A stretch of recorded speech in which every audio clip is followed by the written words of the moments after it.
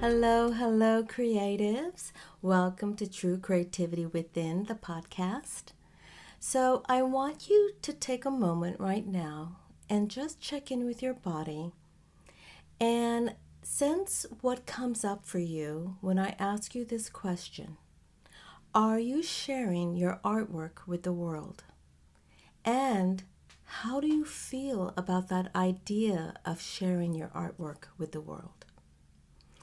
So, if you had some anxiety come up and maybe you had a little bit of butterflies in your stomach, like even caught your breath, that is perfectly normal because the idea of sharing our artwork with the world can be scary. And that's what's going to be the topic for today's episode. And that's about sharing your artwork with the world doesn't necessarily mean it has to be shared with the world in a big way. So I'm going to talk about the different ways in which you can share your share your artwork with the world, and have it be meaningful and valuable. So the first thing that comes up to mind when we're thinking about sharing our creations with the world is we think we have to get either accepted into some art association or organization, or maybe we need to get representation from a gallery or accepted into an art showing, a group showing, whether that's doing a solo show or a group show. We also think about sharing our artwork with the world as we have to be selling it also. That is usually the automatic thing that we think about. And yes, that's important if that is the direction you want to go.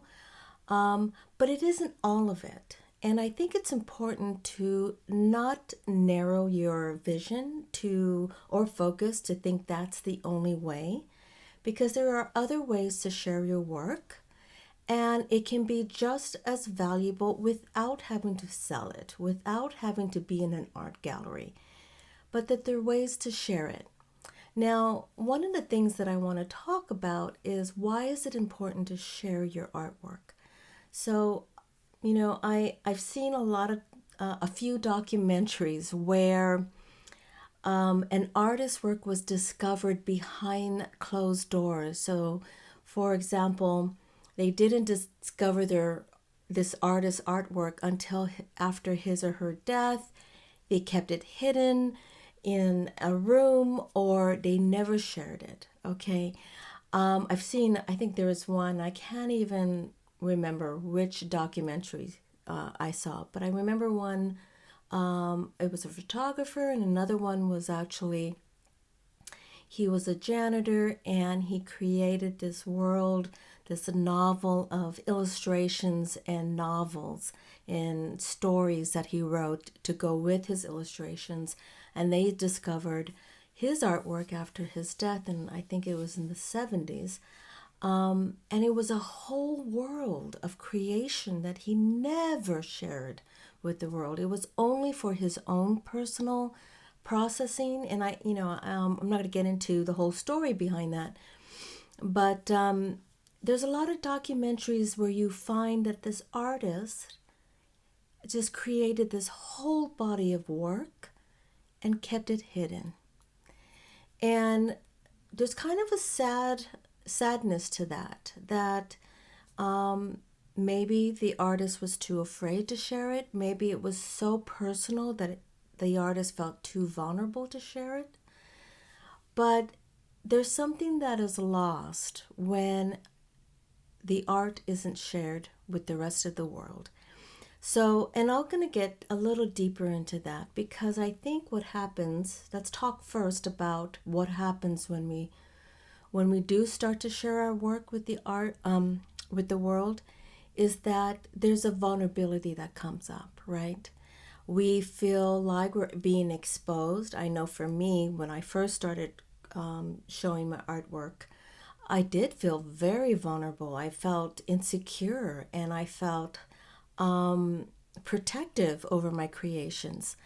It also, when I talk about vulnerability, I'm specifically thinking about now that we're exposed, we have the potential of experiencing criticism experiencing people not liking our artwork, not getting it,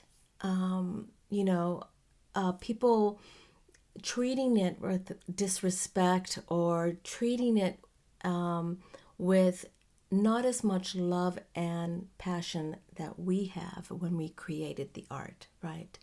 So there's a whole load of layers that can come with the idea of sharing our work with the world, and that's perfectly normal. I think that is normal because our artwork, our creations are so personal.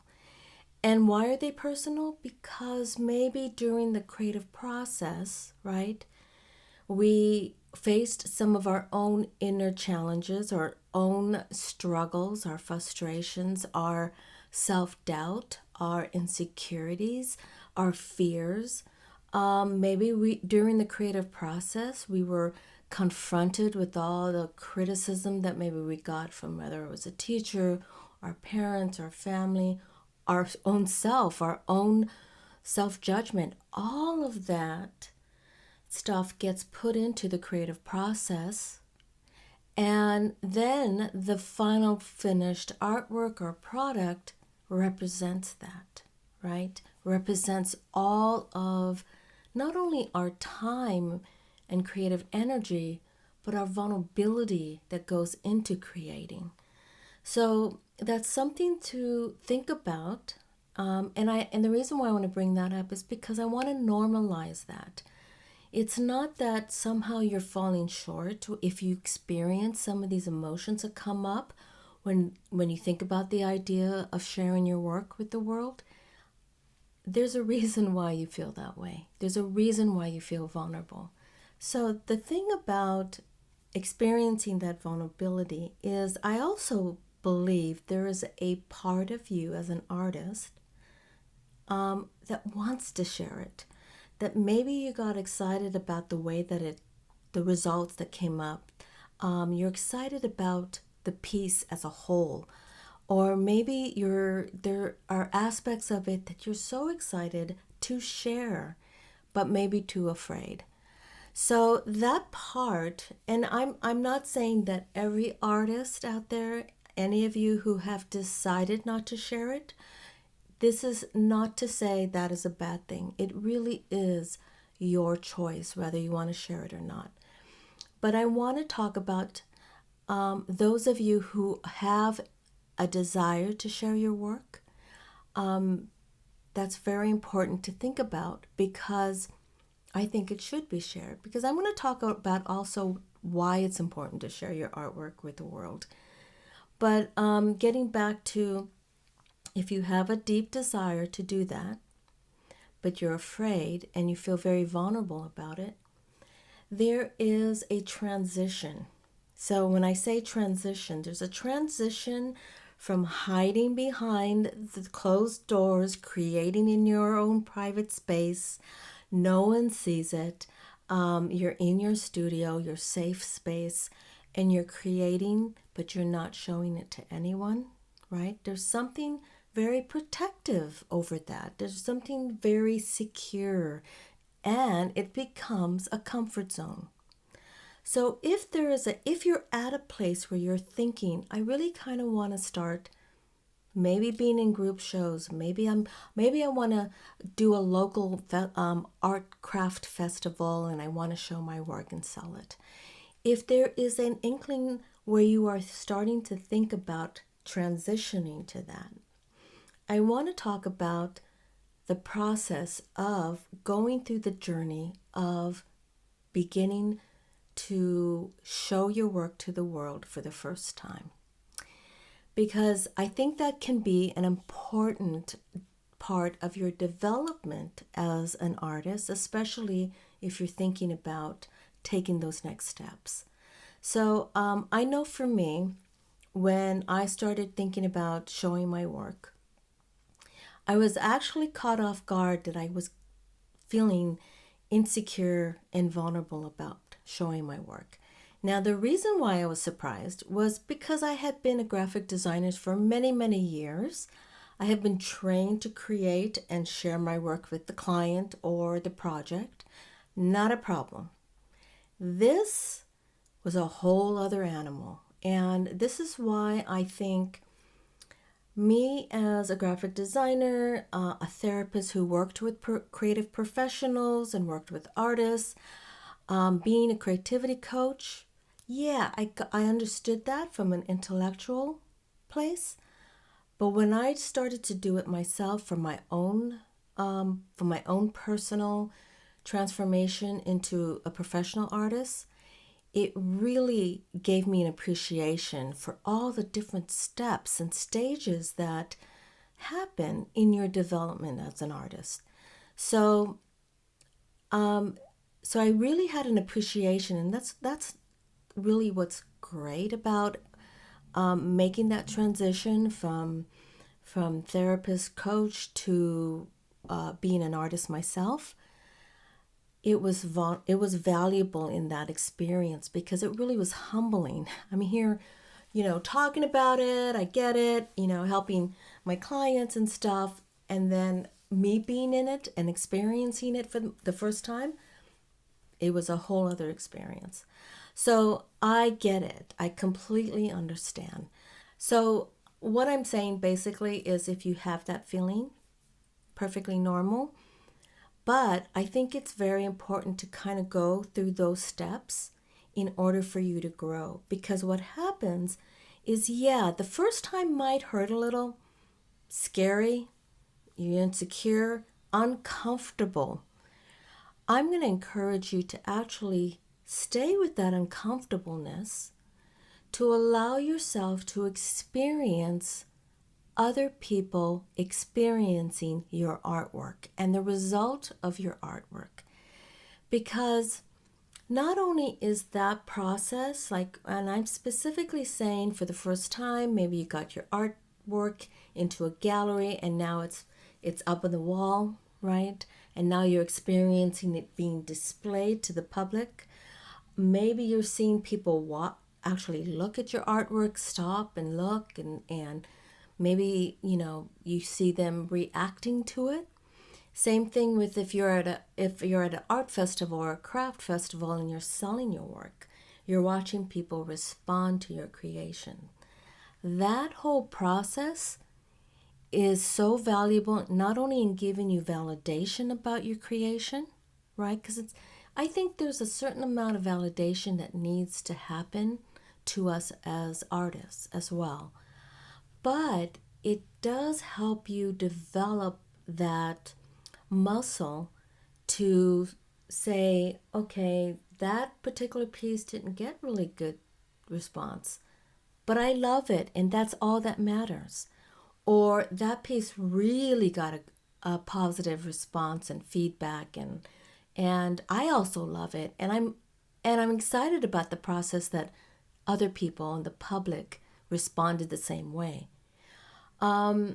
Or, you know what I mean? It's just like you're getting feedback. It's so important to get that feedback so that you know what direction is the right direction for you. And maybe there's some pieces that might not be the right direction.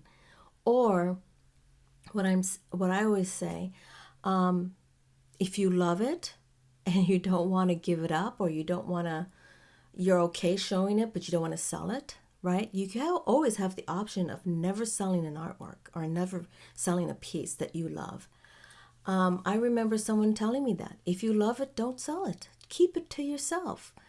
So I have a few pieces that I love and I don't mind showing it, but I always say it's not for sale because I have a personal attachment to it.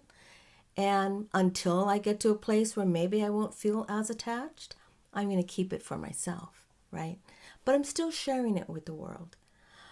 So what I'm saying is there is a level of development and maturity that happens when you allow yourself to have the courage to do that and walk through that process. Because I think that as you go through that process over and over again, you won't feel as vulnerable. You develop sort of a confidence and a strength within you to continue to share your artwork with the world and continue to not be as affected if somebody doesn't get it. Because, I'm going to repeat this, I've said it before, not everyone's going to love your artwork or creations, and not everyone in the world is going to get it. There will be a group of people who absolutely love your work, they get it, that is your audience. And then there's going to be people who just like, don't get it. I remember overhearing people, like I would be standing there and they wouldn't even know that I was the artist, and I would hear people make comments like, yeah, I'm not really into found objects, I'm not, that's not my thing, right? And I take that a little personal, but I also understand that not everybody gets it. So that's something to always remember if you are thinking of sharing your work with the world.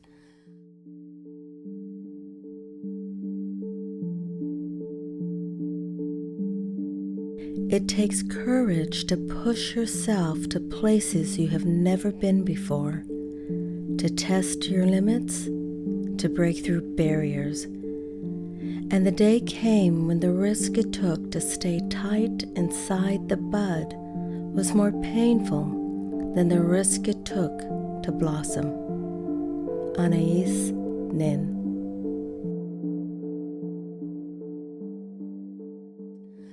Another thing I want to talk about is if you're not ready to do it publicly, right? You can set up an Instagram, and I've encouraged some of my students to do this because it's a safer way of getting your artwork in the world, okay? It's a safer way to kind of get a feel and experience what it feels like to put your work out in the world. Because you can always, right? You can always delete it, but you can put it up. And what I have noticed is that you might get quite a bit of responses like, I love that, or they send you a little heart, or, and that's the little stuff that starts to build your confidence. So, if you are thinking about it, maybe start small. Because I believe that sharing your art with the world doesn't have to be on a big scale. It can be small. And also, when you do that on social media, on Instagram, you start to develop a following and an audience for it. And also, it's a good way to practice it. And it's a good way to even show, this is what I'm working on, I'm excited about it, I want to share it with the world, right? So, that's something to think about too, is that you can start small. You don't have to go big. And it reminds me also, one of the things that I wanted to talk about is when I remember when I first started out, and I think it was one of my first showings, I was in New Mexico and I was dropping off my artwork to be shown at this historic hotel. And after that, I stopped at this gallery, and I just got into this conversation with this gallery owner. And I never forget what he said, because it really simplified the process, because I had this idea of, oh, now I have to submit my body of work to all these art galleries, all these competitions and calls, artist calls, and try to get accepted. I had already, before I started doing that, I had started actually submitting it to artist calls that were only online. And that was also a good way to get my feet wet. But getting back to this gallery owner, I remember he said, the best way to start getting your work out in the world is to start small. And he said, start with your town, your local area. If you have an art center or an art organization, start there. And then you can expand, to the next town, or then, your radius. But first focus on getting known or even just getting out there in your local gallery, your local art association. And when he told me that, I thought, it was like, well, that's doable. It's not so overwhelming. And it meant that he said, even if it's just one organization or art center or gallery, you just focus on that. And that really helped me to focus a little bit on the smaller scale versus being overwhelmed by the bigger scale. Because the bigger scale can be very overwhelming. You need to start small. You need to take those small steps, right? This is what this episode is about. I respect any artist who decides not to share their work with the world. It's totally their choice, and there's nothing wrong with that, because I completely understand the staying private, maybe being protective over your creations. I completely get that. But I think that there's also another side of it, is that there are people in the world, and it might be your family, it might be your friends, it might be people you don't know, that might be at a place that need to see your work, that need maybe to be inspired creatively by what you create. Maybe they're at a place where they're thinking about doing something creative, but they feel so scared to do it, that if they see your work and if they see you doing your work and sharing it with the world, they might be inspired. Maybe you have a message with your artwork. Maybe there is a theme. Maybe there's a bigger meaning. Maybe it's meaningful to you and you want to share with the world why it's meaningful to you. Think about the person who needs to hear that, or people in the audience that might need to hear that. So I want you to maybe also, because sometimes I think what happens as artists is that we get so hung up in ourselves. And this is not any criticism, but we tend to be a little self-absorbed in our creative process because it's such an intense process, and sometimes we're in our studio creating alone. We're sometimes in our head, right? And it's important to step out of that and think about how your artwork might affect others in a bigger way, is what I'm talking about. So if you have a theme or a message or some kind of aha moments, epiphanies that have come from your creations, that might be something that the world needs to hear. So that's another reason why it's important to get your work out in the world sometimes. So, and also remember, especially when it comes to family and close friends who are supportive and absolutely love your work and are affected by your artwork in a positive way, you want to continue to share that joy, that excitement, and that inspiration with others and those people who definitely connect to your work. You don't want to keep that a secret, right? So these are just things that I wanted you to think about when it comes to sharing your art with the world. And let's come back to what I started this episode with. And I want you to again check in with your body.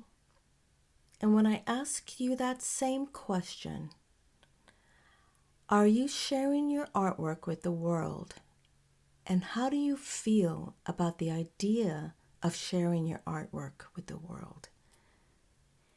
Is that feeling that came up at the beginning of the episode, where is it at? If it was at a 10, the anxiety, is it at a 8 or a 5? Do you feel a little different?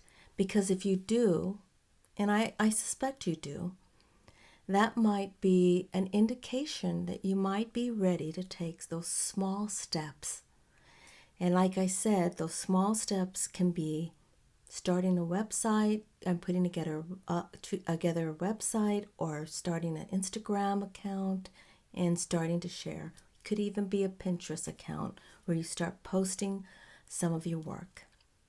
So I hope that's something that might inspire you and to get you thinking a little differently. And, I think it's important sometimes to be able to share that creative love that you feel and experience during your creative process with others. Thank you for listening. I appreciate all of you guys taking the time to download my podcast, to watch me on YouTube. If you have, any indication that you might want to be exploring your creativity, and I encourage you to go to True Creativity Within. Check out my online courses. There's a lot of self-paced online courses that you can take that get you started, and you can do it at your own pace. So check that out. Again, thank you for listening. And until next time, stay creative. Bye.